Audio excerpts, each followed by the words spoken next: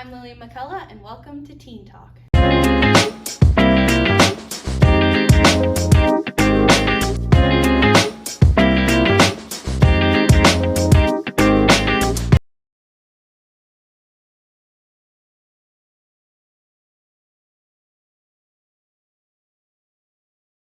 It is Sexual Assault Awareness Month. They're going to be very brave today and sharing their stories. So, do you want to start?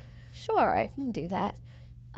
So I experienced a few different um, moments of sexual abuse in my life. I was sexually abused by my father from the time I was 4 to 13 years old, and it was very difficult. It really affected my mental health, and it still does. I was assaulted by a friend, and I was assaulted by a boyfriend at one point as well. Um, I'd say all of them were pretty terrible. So So, how did that affect your mental health? Like, what did you experience from that? it made me feel really alone. I didn't. I grew up in Catholic church, and a lot of what I experienced was that I was sort of shunned and seen as like I was the problem. So I was scared to reach out. And my father also told me that if I were to reach out, I would go to hell. And that was really difficult to experience, especially as like a little girl. So I felt extremely alone and became more and more depressed, eventually very suicidal, um, which was very difficult for me. I struggled with self harm for a very long time because I just constantly viewed it as my fault. And what finally made you decide to talk to someone and get help?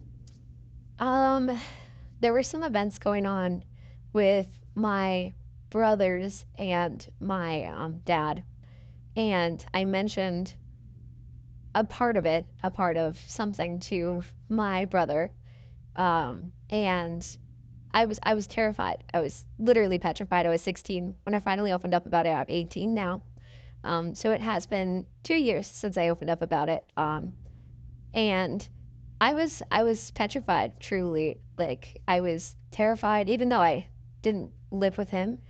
It still scared me. I thought like part of me was like, okay, I'm still going to hell. You know what I mean? But I opened up because I love my brothers very dearly and I wanted to protect them.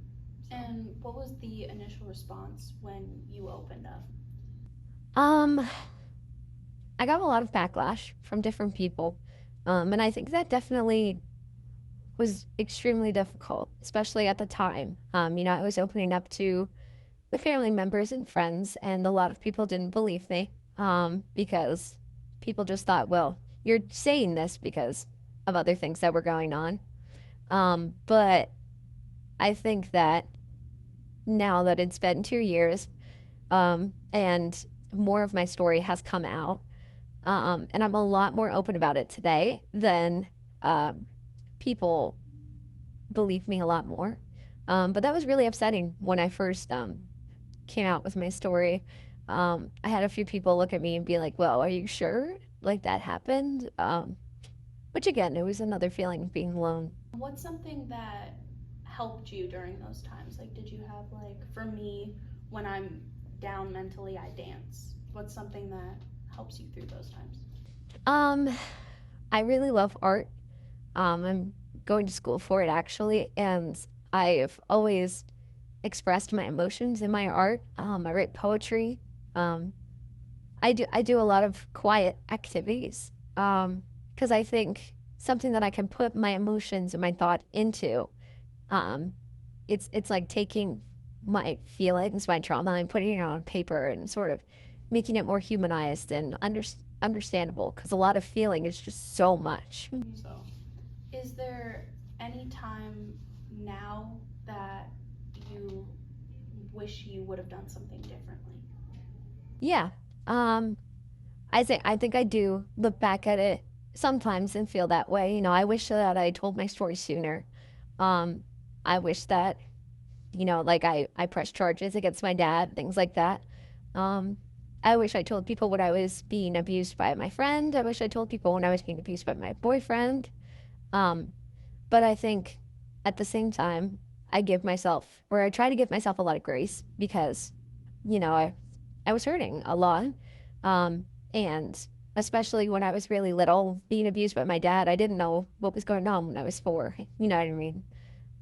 So as much as I wish I would have said something, I think it all played out the way it should have. Looking in the future, like 5 years down the line, what do you see for yourself? My college degree, um, living peacefully with it.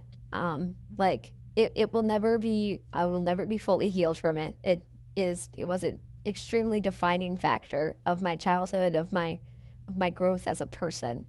So I feel that it definitely affects the way I act. It will always affect the way I act, but as I get older, the more I come to peace with it.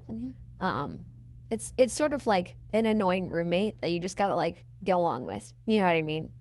Um, but I definitely see myself being very much an advocate for mental health and for abuse survivors, um, because I've been there. You know what I mean?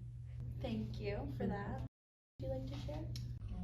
Yeah, so it initially started when I was around like 7, 8, like first grade, and it was very strange because it started with child on another child sexual assault, and many people don't talk about that. And they were all older than me, but it was something that I thought for a while that was my fault. Like I thought, if they're also a kid, did I put that on them?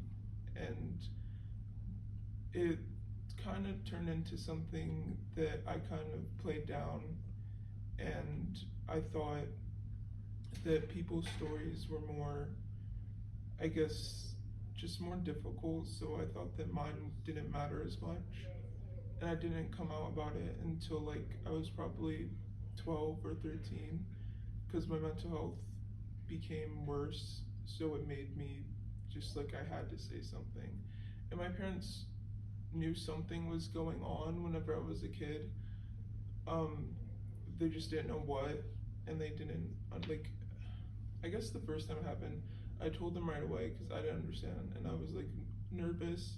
I was like, "This is weird," and I told them, and they got very angry, not at me, but like at the person, and they were very supportive, and I'm very happy and grateful that I have my parents that like support me, and not everyone gets that, and I'm glad I get people like that.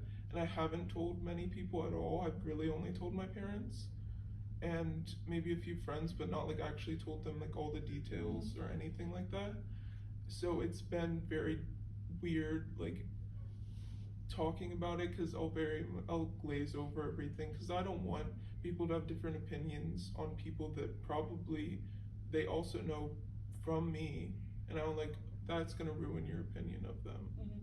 So I just try not to talk about the person, more just like how I healed from it. And I mean, there's also been adults that did stuff to me. It wasn't just children, like other kids. And it was just difficult because I guess like kids like they don't understand what they're doing is wrong either. So it's like, am I the problem? That's kind of just what I dealt with, and I went to therapy for a while. I recently stopped just because I don't think my therapist was for me necessarily. And it was hard because I was like hiding certain things from her, and like I couldn't be completely honest. But I was glad that I got to talk about um, like my trauma, and I had PTSD from it. So I used to have like nightmares and everything, and that was pretty difficult. So now that you've, it's been a few years, right? What do you look back on and think that you wish you could have done differently? I think I can't blame myself because I was so young. I did not know what happened to me was wrong. I I guess I would want to do differently is I guess just trust my parents and want to tell them sooner. And like also since the other people were young, they probably don't even know what they did. So it's really hard just being like, I can't blame you necessarily because you don't even know what you did to me. Like, yes, I have a lot of mental illness because of that. I mean, there are people who definitely know because they're adults, but there are also people that probably don't even remember it or know what they did. And it's not like I'm gonna talk to them about it because that's scary and not. I don't know if it's necessary for me to like heal. Um, and yeah, I just don't think that was something I'd do. I'd rather just work on myself and yeah. What finally made you talk to someone about My depression got worse. It was around COVID time or like the start of it, and I was just becoming like worse and worse. My mental health was draining, and I would think about it every single day, and I still do, but it's in a different way. Like I would think of the worst point. Like I think about the moment that I felt the most vulnerable, or like the moment that scared me the most, whatever. And I it hurt. Like I would go to sleep, try to go to sleep, and it would just pop into my head, and that's all I could think about. And it just came so overwhelming. And I also would see the people that did that to me, which I was not used to at all because I didn't see them for many years. And then I started seeing them again. And I freaked out. Like it was not something I was expecting. And so I just had a really bad panic attack in front of my parents, and they asked what is going on, like what happened, and I told them, and they were supportive and shocked, and they felt bad, and I'm sure they felt guilty in a way, but honestly, nothing they could do would have stopped it, to be honest. what's something that like has art? What's something that you I'd also say art. Yeah. I want to go to school for art, like you, and so that's something that I connect with. I wouldn't say I put my emotion into my art, but it definitely like calms me down. It's something I like to do. I also, I guess talking to people. I don't necessarily do something like a hobby other than art that like helps me with that, but I do talk to people or like my pets. Anything like that would help. That's why I started therapy. It definitely did help for a while. and in 5 years, where do you see yourself? Hopefully, college, finish that, and being successful with everything, and hopefully that this won't bother me. Definitely not as much as it used to. I already feel a lot different about it, so I'm hoping by then that this will be not as much of an issue. Thank you. And then this can be a question for both of you, whoever wants to answer first. What's something that triggers you? Is there anything that triggers you still to this day?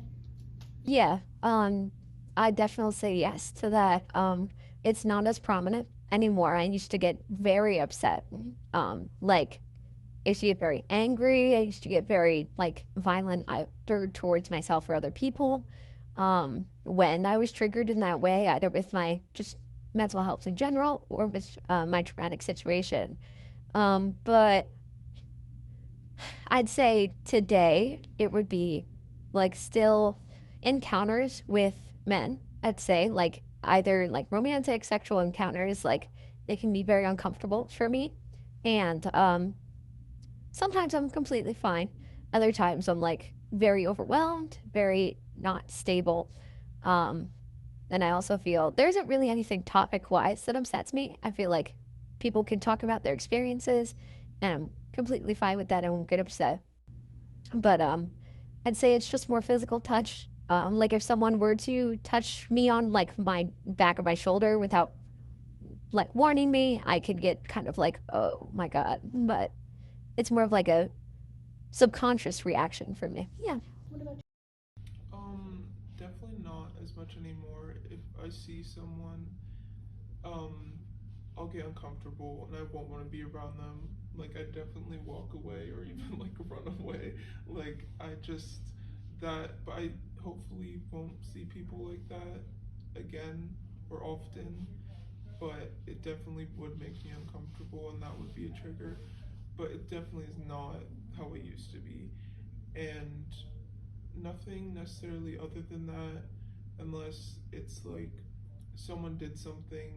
Like I've had situations where someone would just like nothing's wrong with what they did, but it will just make me think of what happened and it will make me so uncomfortable and I'll have to get away from the situation even though there's nothing wrong with what they did. Yeah, I've had things like that happen where like someone says something and you just get upset, like, and nothing, they didn't mean it.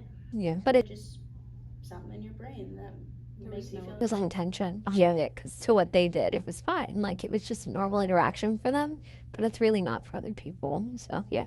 Is there something that you do or have to kind of like make you feel safe? Like for me, I have, now I've never been sexually assaulted, but I still hear these stories and I get scared and I feel for you guys and I would not wish that upon anyone. But I carry on my keys that are in the room over there. I have pepper spray and I have an alarm. Is there anything that you carry with you or do to make you feel safer? I have pepper spray. I think as well, a lot of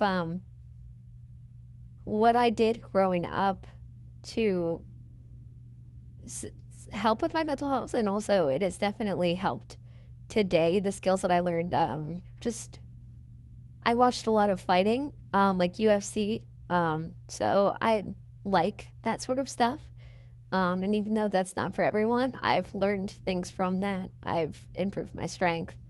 So I just feel more confident in myself as well. But I also carry things like pepper spray, and if I feel more uncomfortable, I have like a knife and things. But I just keep pepper spray mostly.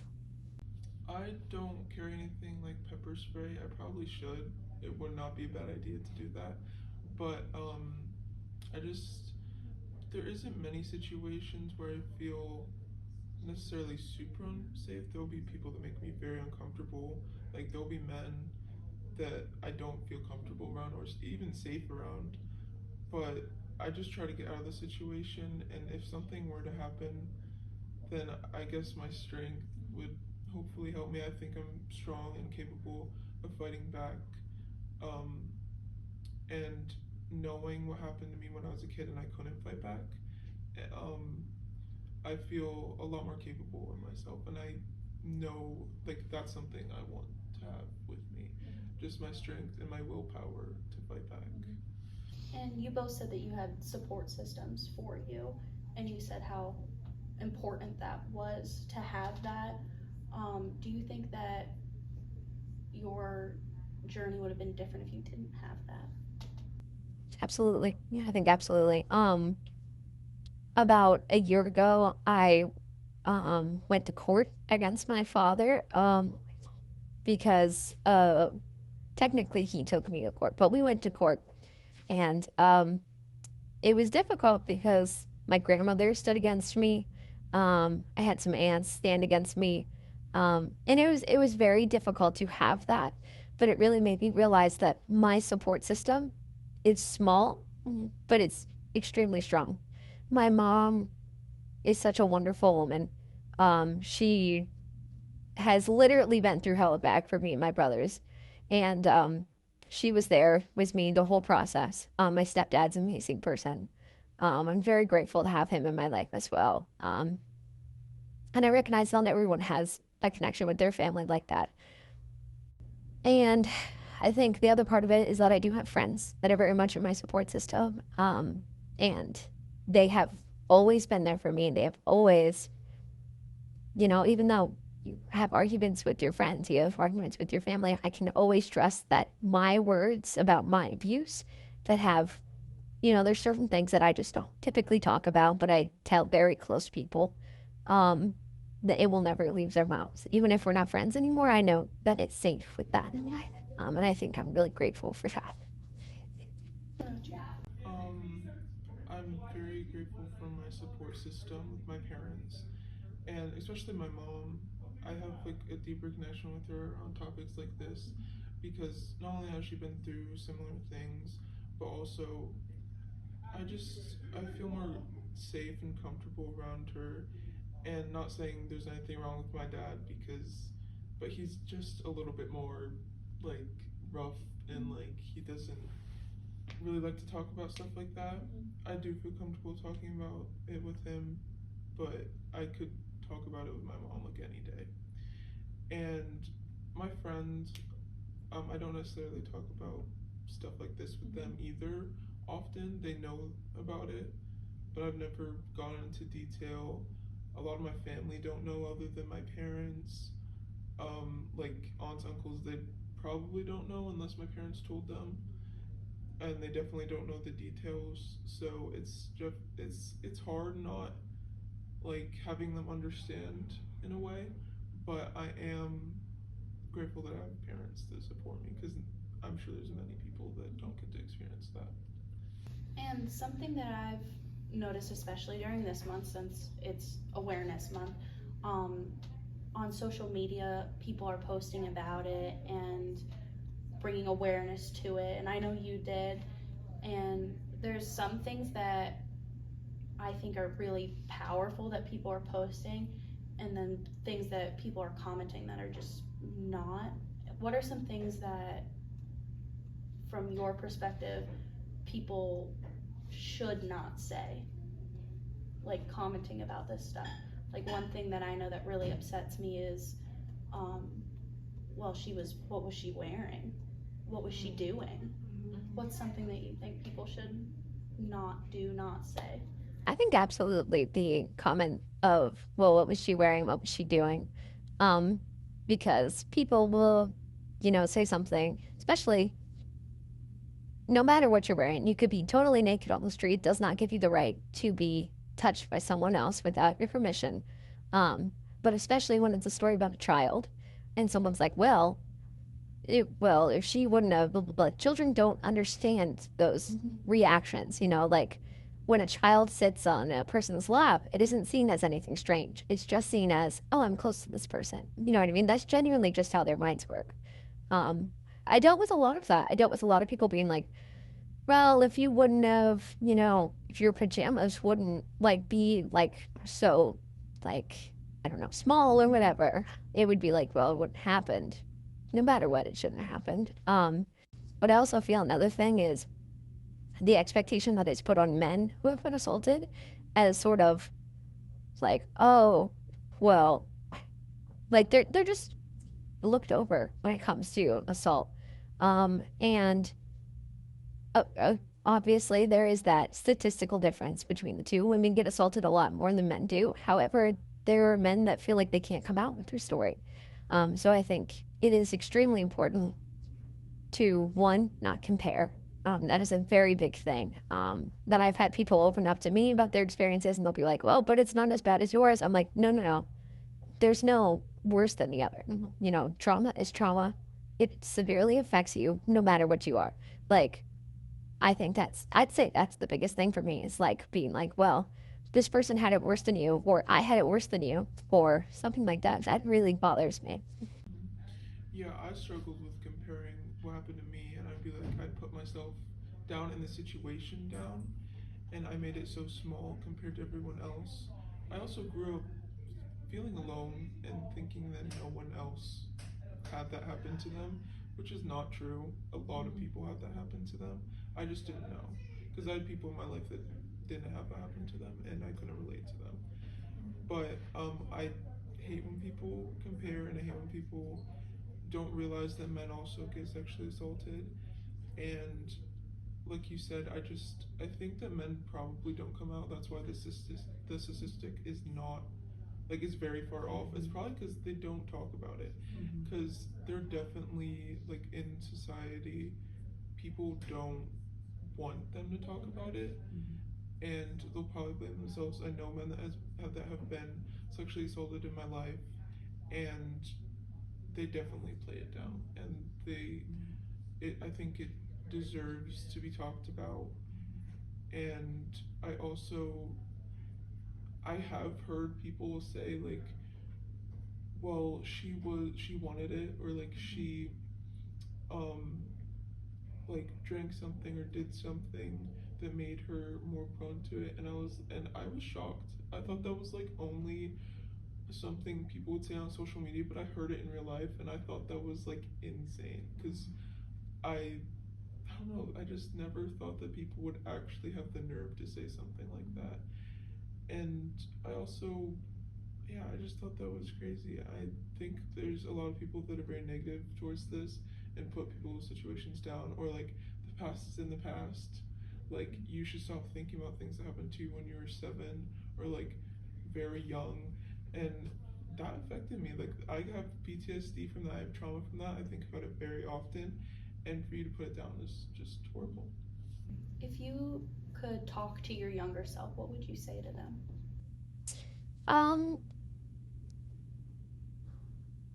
this doesn't have to be your life.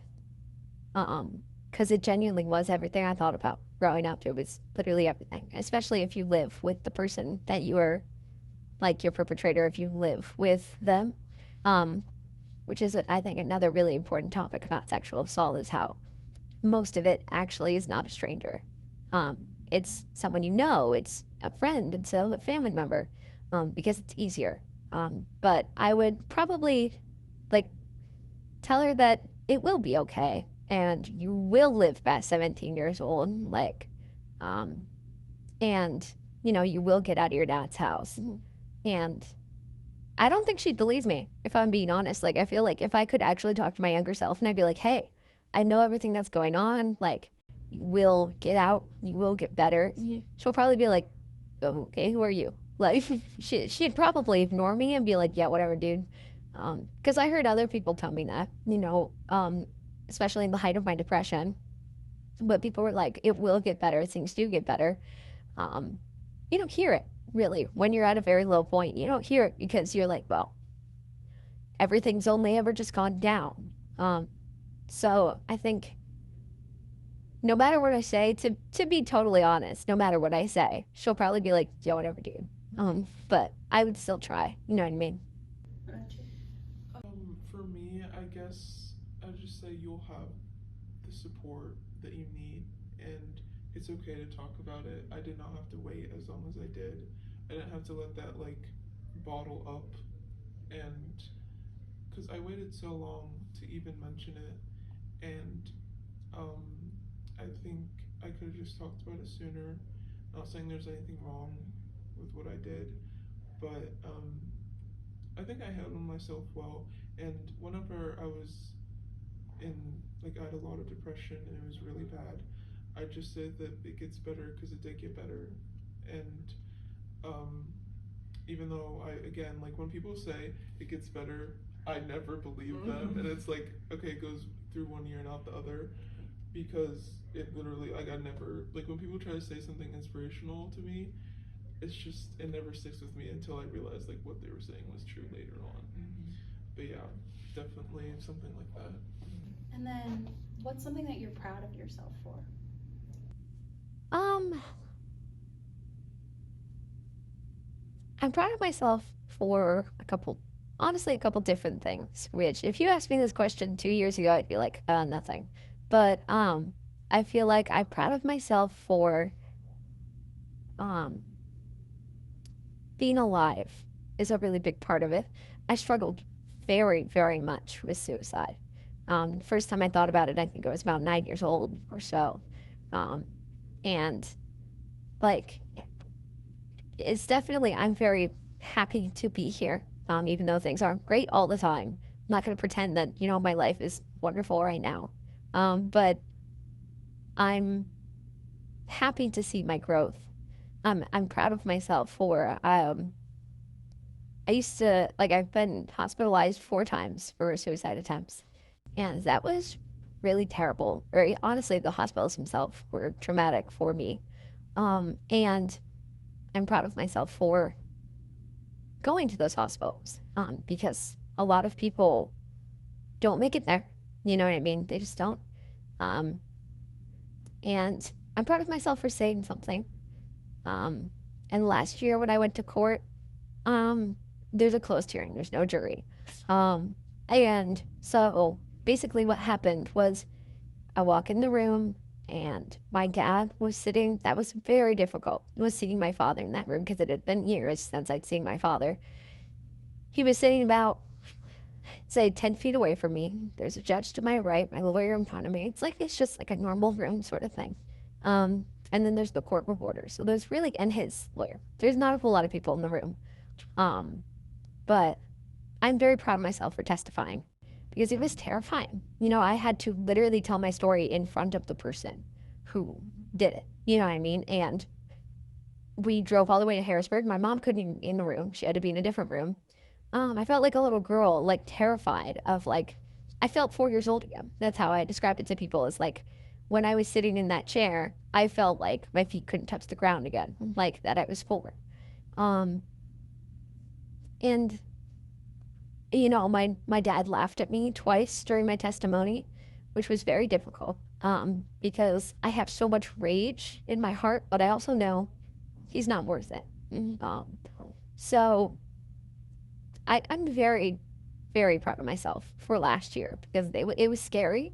It really was. I was up on the stand for about 2 hours because you have to recount as much as you remember in detail. And I've always thought about it. It just replays in my mind all the time. So I have a lot of detail that I remember. And there were a lot of very interesting questions that were thrown at me from his lawyer that were very uncomfortable. But unfortunately, that is just something that happens in those courts to make your case stronger. But I'm proud of myself for that, definitely. What about you?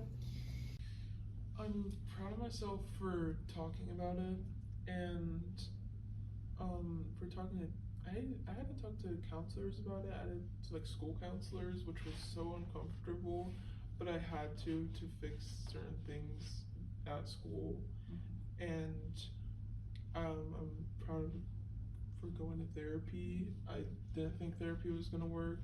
It did for a little bit, and then it stopped. So it was like kind of like iffy, but I'm also proud of myself, I guess, for just,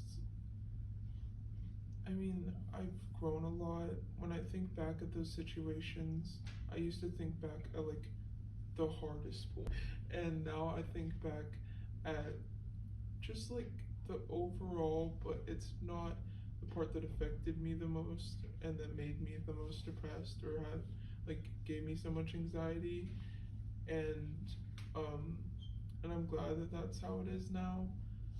And I know not a lot of people can experience that, and they usually think of like the hardest part. Um, I'm also glad that I told my parents, and I'm proud of myself for telling my parents, and I'm proud of myself for being here. Like, I'm proud of myself for telling you that this is something that I'd be interested in doing, because I haven't even told many people, and now I'm like on a podcast about it. So it's definitely I'm proud of myself for doing that because I think this needs to bring to be brought awareness to, because it's such a powerful thing that affects many people, and I'm sure there's so many people in this school that have experienced it, and maybe they just need to hear someone that's been through something similar, and then if someone does, like, they can talk to me about it because I'm very willing to talk with other people about their problems. I'm fine with hearing it because I think everyone deserves an outlet. And yeah, I'm just proud that I can be here and talk about it. And then I like to end every episode with a quote from my guest. So, like this one.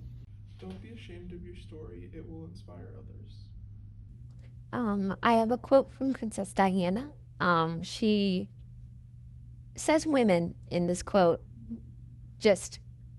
I think it's an everyone statement, to be honest. It's kind of like when people say mankind. Each person is born with individual qualities and potential. We, as a society, owe it to women to create a truly supportive environment into which they too can grow and move forward. Great quotes. Thank you guys for being on here, and we will see you on the next one.